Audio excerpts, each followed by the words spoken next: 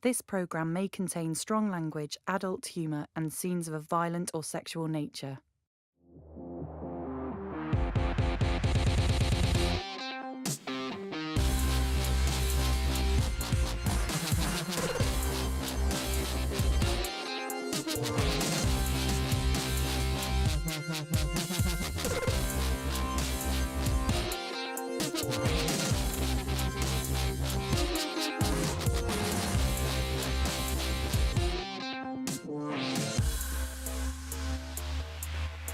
Welcome to SketchUp.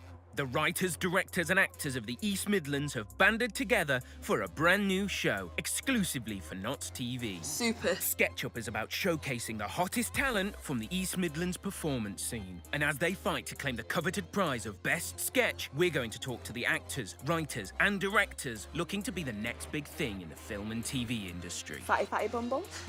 But with only a few minutes, no set and only their performance skills to rely on, will it be a show to remember? Let me deal with all the pooing business. Or a scene to forget? You right, girls? I'm gonna be sick.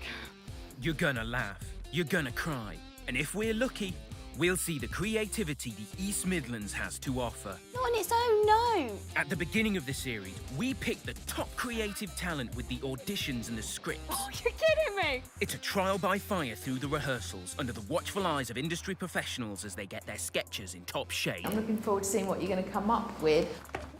Oh. And at the end, a top panel will judge which one will win the big prize and be named Best Sketch of SketchUp 2016. Passion, something we can connect to. Getting comedy timing right. You need a great script and a great script. This is SketchUp, and first up this week, we've got a tough case to crack with Soft Criminal.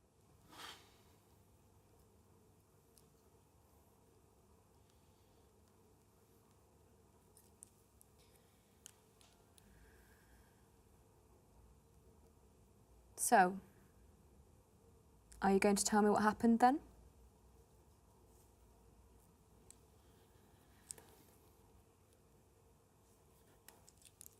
Johnny, I can't help you unless you talk to me. You'll just say it's my fault.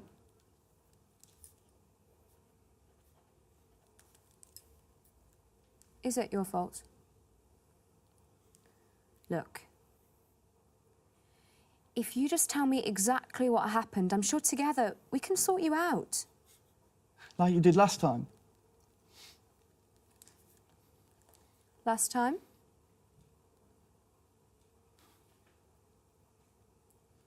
When Wendy said that I pushed her. Only I never. And she fell and skinned her knee, which totally wasn't my fault. I mean, anyway, she shouldn't have said that to Molly because she's got, like, dyslexia. And it's not her fault. She got mixed up on the ingredients and the cake got ruined. Only Miss said that she did it on purpose to get out of doing her work. And Wendy said that she saw her. Only she couldn't have. Because she was late that day. And you don't even remember. This is Sean's second scene in SketchUp, his first being a brief role in Keeping Shop. Your money or your life? I had a teacher. He was always pushing me towards, because I've always felt naturally good at more the creative side, like English, as opposed to like maths and stuff like that. But he was always keen to push me when it came to creative writing or acting. Let's meet his co-star. My name's Kezia Matthew-Jones. I've always been really interested in acting. Probably my gran was like the biggest influence. She used to take us to Stratford, to the Royal Shakespeare, every Christmas. I think as an actor, you can never really have an end goal. You've always got to be constantly changing and evolving to the jobs that you can get, and you never know what's just around the corner. And I think when the audience are loving what you're doing, then you know you're onto a winner. She's thinking of being a winner, but let's look at the rehearsals and see what feedback casting director Sarah Hughes has for Soft Criminal. Promise. Yeah, that's quite fun. Well, the nice thing about that one is it's quite short, isn't it? And you realise, actually, it doesn't have to be very long. I'm not saying they should all be short, but that gets its point across. I wasn't sure, tone-wise, where we are. Is it meant to be... Is it I mean, when I say decide on the tone, decide on comedy, I don't mean that you sort of come in with a revolving bow tie on, but just know where you're aiming for, I think, with it. Let's get back to the scene. Hey. Hey. Of course I remember. Oh, if you just tell me the truth, I promise I won't be angry. You will. You always say that. I won't. I promise. Promise, promise. Promise, promise. Really? Really. Look, if you just tell me what happened, then we can go and get some ice cream or something. Deal? What kind of ice cream? Well, what kind do you want? What kind have you got? Chocolate? No. Strawberry? No. Vanilla? No. Mint chop? With sprinkles. Of course, with sprinkles.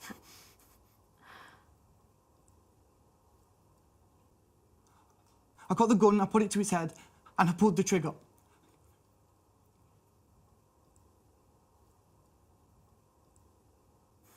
There. Wasn't so hard now, was it? No. Look, we won't say any more about it today, OK? You just sit there. I'll go see about this ice cream, OK?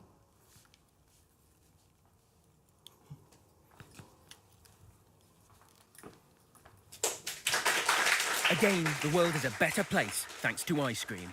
Here's the director, Simon Diamond, to tell us what he thought of this scene. Yeah, I'm quite happy with how it's kind of come together. Like in terms of the performances, issues in the rehearsal period, we really just had the dialogue and a couple of setups, and we kind of took out a lot of the scene direction, just went solely with the dialogue. And I think Sean himself said he had some issues with figuring out what his character was actually saying and how it was coming across. But I think one of the things we did was just kind of, told him, like, forget about the actual context of the lines of what you're saying. Just, put yourself in a place where you're like kind of revealing this grand thing that's, really personal, really important to you. And like, he's got this presence, but this like sort of childlike innocence in him, which I think, just really worked with the dialogue. Like every one of my Fridays, we're going from the ice cream to some pastries as we head into French donuts. Here we welcome back Tom Farthing from 2 for a Pound. You've got nothing better to do today. I guess that whole escape thing, it's that being able to whisk people away, suspend their disbelief and tell a really cool story, and that's the thrill of it really, I guess, yeah. We also say hello to AJ Stevenson from Keeping Shop. You better not tell Mum about this. I want to move into film more. It's all learning how to sort of minimise things to bring it down for screen performances instead of big theatre stuff all the time. We've got a pair of actors, now all we need is a decent script. Cue writer Michael Jobling. French Donuts was initially a uni project when I was still at Confetti. It was a first-year thing, the first film I ever directed. French Donuts follows a couple. They're both waiting for someone, that they're going to meet and make a deal with. AJ's had to bring along this guy he doesn't want there that's not very professional, that's eating croissants all the time. It's getting late. Getting cold, man. You best not mess us around, eh? French donuts. That is what they call them in America.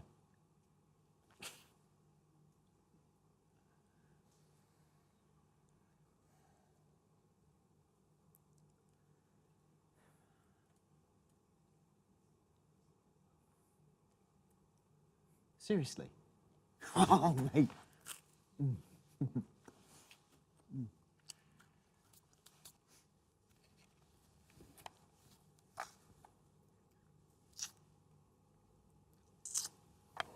Look, mate, I don't think I can do...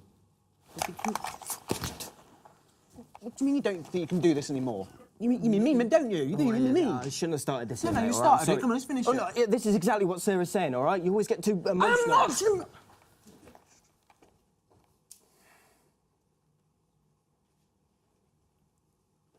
You meet him on your own.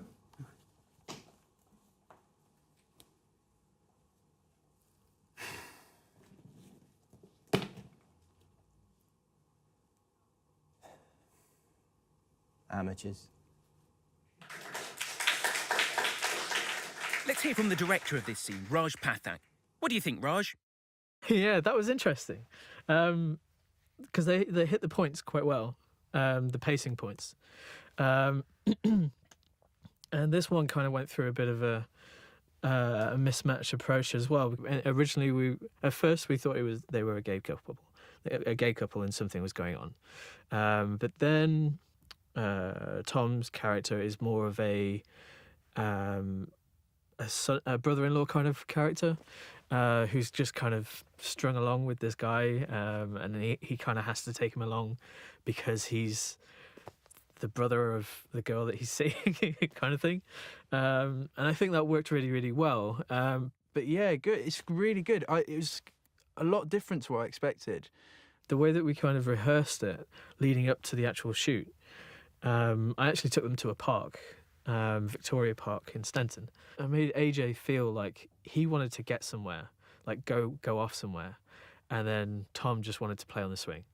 And they played the thing out like that, and the scene out like that, and it really worked because it kind of pulled them apart, but it pulled them together. I'm a newly graduated film student. When I don't, film student graduates don't get this kind of opportunity ever. I think like it's basically just, it shows that no matter how old you are, how much experience you have, there's a platform for you. Cheers, guys. It's time for a break, but come back for more in part 2 when AJ tries to make Toby an offer he can't refuse. No, it's fine. Thanks. And Deepak thinks he can take on Liz in their scene. This is not a good idea.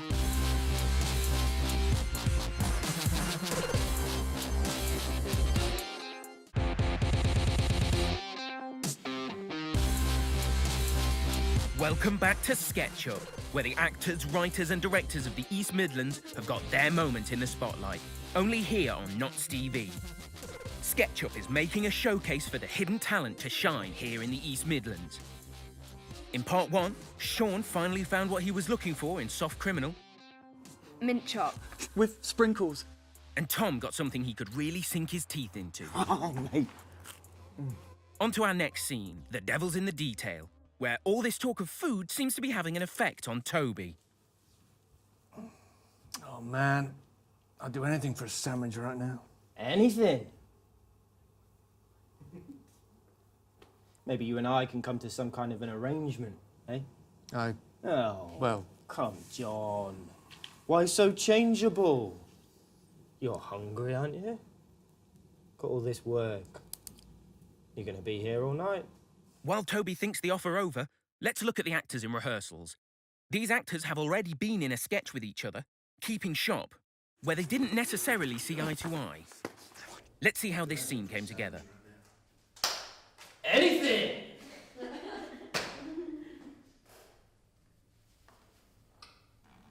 Maybe you and I can come to some kind of an arrangement, eh?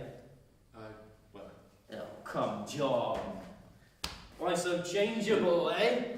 You're hungry, aren't you? Look at all this work. You're going to be here all night. Okay. I suppose this is a tone thing, isn't it, for me? I mean, I can understand it as a sort of ironic comedic thing, but if you really mean that you'd do anything, presumably the only reason that the devil appears is because you really mean that you'd do anything for this sandwich. Or does he just pop around kind of the universe when people just say, oh, I fancy a pizza? Because I wrote, does anything matter here? You know, there is the, what are the stakes? Is it high stakes or is it just... Because in a funny way, there's got to be a contrast between you two and the stakes that you're in. If you're being the offhand devil going just blah, blah, blah, blah, you know, this, that and the other, if you're underplaying your, you know, universal power, then he's got to be at the end of his tether. Some constructive criticism from Sarah. Let's see if they can pull it off. Okay. Okay, what? I'm starving, whatever. Just give me a sandwich. You sure? You know the deal and everything, then? Yeah? I'm hungry. Eternal damnation of the souls. I'm hungry. All right. I thought you were supposed to convince me. Yeah, I was gonna. I had this whole speech planned out about world hunger and inequality in the workplace. It was gonna be really... No. It's fine, thanks. I'll just take the sandwich. Got to sign here first. You've spelt John wrong. There's no H. Go on.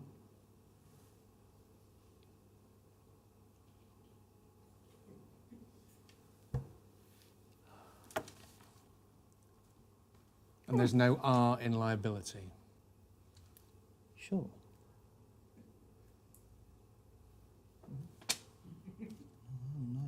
Wait, what's this about egregious fees? Terms and conditions, eh? Standard jargon.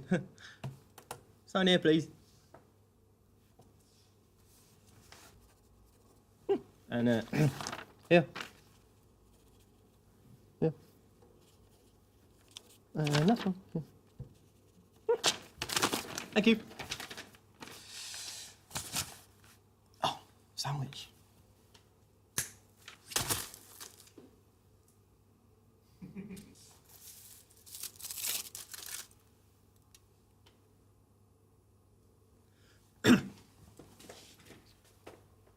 Thanks for the pen.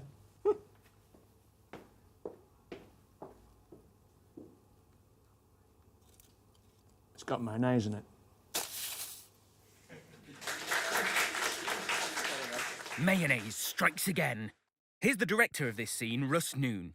How do you think it went, Russ? Devil's in the Detail is a difficult one. I think the performances were fantastic in it, like really believable and really, really funny. The tricky thing with Devil's in the Detail is that it's, again, it's a supernatural sort of... There are supernatural elements in that sketch that we didn't really have the budget. It would have been nice to have some kind of effects happen there. Yeah, you'd have done the whole thing. You'd have had smoke, lightning, music, you know.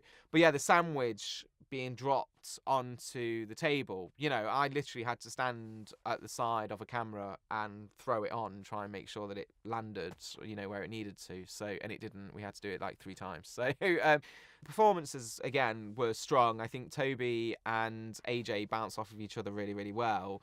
And I think, you know, that, again, that is what saves it. That is what sells it. And yeah, you know, some of the sort of moments between AJ and Toby, especially sort of AJ looking over Toby's shoulder and sort of asking for the pen, and, you know, that kind of thing is brilliant, and I love that. And yeah, I think that works. And again, it's just one of those things, if you're watching it from a perspective of it being purely about the actors and their performance, then it's really, really strong. On to our final scene of the night. Mike got fired, in which Mike hopefully doesn't get fired. He fired me. Well, that didn't last long, did it? He asked me about the data report, and then he fired me. Mike, I'm sorry. It's all right. You don't have to worry about me. You're going to be all right. I know. You know, you'll find a new job. This is an opportunity. It's not a problem. Before we go on, we have familiar faces on our screen again, with Deepak, who stood out in the auditions and was in Robbery. My Zen alarm's going crazy, like a spider sense, bruv. But Liz too stood out during the auditions. To speak civil to me this past 3 years, I might have felt a touch of regret. And performed in Underground. Come in the front door. And don't rough me up too much. Let's see what kind of scene they're going to be in this time, with writer Sarah Bodinar. Well, it's an extreme, isn't it? I mean, I'm really fascinated by the relationship between colleagues, because these are people you spend a lot of time with. They're people you know very well, but you don't necessarily like them, and they might know a lot about you, and that was where the inspiration for Mike Got Fired came from. So I've worked with some people before, and I just wanted to make an extreme, a caricature. Now then, don't take this the wrong way, but I have got work to do, so you had better let me have that data report. No. I'm not leaving. No? No. I'm going to need this for the 4 o'clock. Mike, you'll be gone before the 4 o'clock.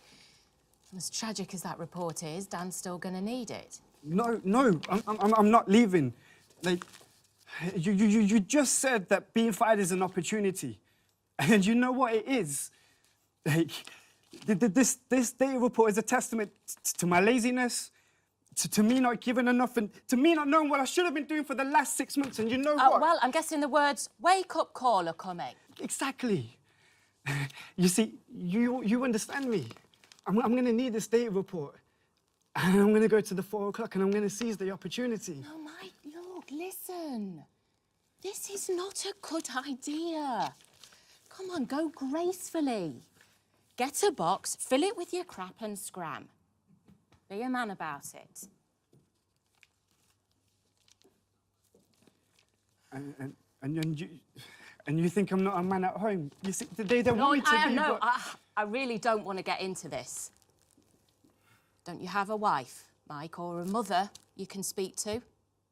And you think speaking to a woman is going to solve my problems? Well, you're here, and you're a woman, aren't you? Don't you speak to me like that! Dan told me. Dan told you what? What you like?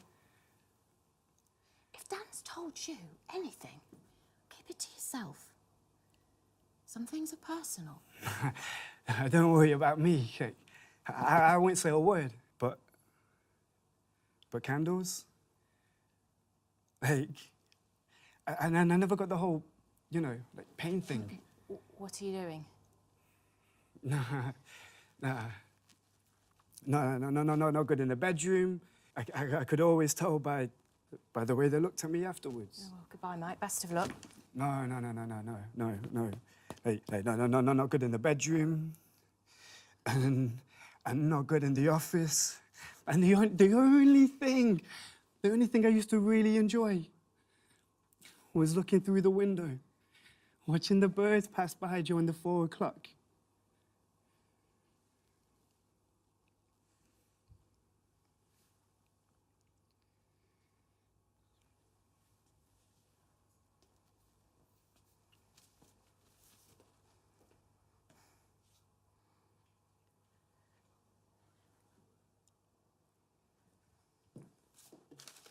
Let's hear from the rest of the team to see what they think of this scene. Yeah, I liked it. In the original, it was a comedy, a dark comedy, and he's talking to his colleague Lorraine, and he starts fiddling with his trousers, and it's maybe implied it's a bit of a sort of he's trying it on with her or something worse might happen, but then he pulls a gun out, and he says it's implied he's going off to shoot his boss. But then the actors that I worked with, they just suggested, I think there's more anger in this. I think because there was just so much depth to it and it just sort of grew into something different. But the writer told me she liked it, so that's good. Yes, unfortunately, we've got her on camera saying it. Yes, there was a point where he pulled out the gun and there was an implication that he was going to shoot the birds during the meeting. And this was kind of taken away from it and it's turned into a very serious scene. But, I mean, I think it works and it's possibly more powerful because of it. But that's a really great performance. I'm really impressed with that. I'm afraid it's time to say goodbye, but come back next week when Kezzy tries to pull out. I didn't sign up for this. Yeah, you did. And all the lights must have gone to Liz's head. Ultra woman.